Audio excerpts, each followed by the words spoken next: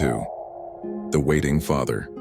In part 2 of our reflection on the story of the prodigal son, we continue exploring the heart and character of the father. Why didn't the father go looking for him after he left? In Luke 15:30, we see that his son's behavior wasn't a secret, squandering his wealth with reckless living. He knew what his son was doing, and still he did not go after him. This choice can be difficult to understand, especially for parents who have watched a child drift away. If you are the parent of a prodigal, or have ever felt the pain of one, you may relate deeply to the emotions this story brings to the surface. Heartache and grief, sorrow over your child's choices and the distance that's grown between you. Worry and fear, concern for their safety, well-being, and future. Guilt and self-blame, wondering if you failed or could have done something differently. Shame, the quiet burden of what others might think. Anger and frustration, hurt from rejection or wasted opportunities. Helplessness, realizing you cannot control their decisions. Hope, holding on to the belief that they will one day return. Love, steady and unconditional even through pain. Patience, stretched by the long wait for reconciliation. Yet he understood something deeper, something that guided his decision not to pursue his son. 1. Respect for free will.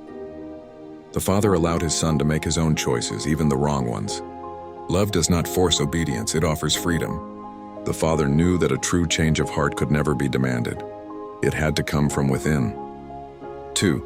Trust in the process. The father trusted that life's lessons would teach what his words could not. The famine, the hunger, and the shame of tending pigs. These were the turning points the father himself could not create.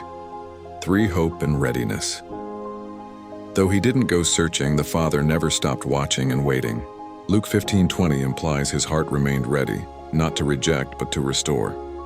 A reflection of God's love. The father in this story represents God himself. God does not force his children to stay close, he gives us the freedom to choose. Yet his arms remain open, ready to embrace us the moment we turn back. His love is patient, merciful, and steadfast. The father's restraint reveals wisdom, dignity, and deep love. He did not chase rebellion, but he stood ready to extend mercy when repentance came. He didn't go after his son, not because he didn't care, but because he understood that love allows freedom, trusts God's timing, and waits with hope. His heart never stopped loving. He simply knew the change had to come from within his son.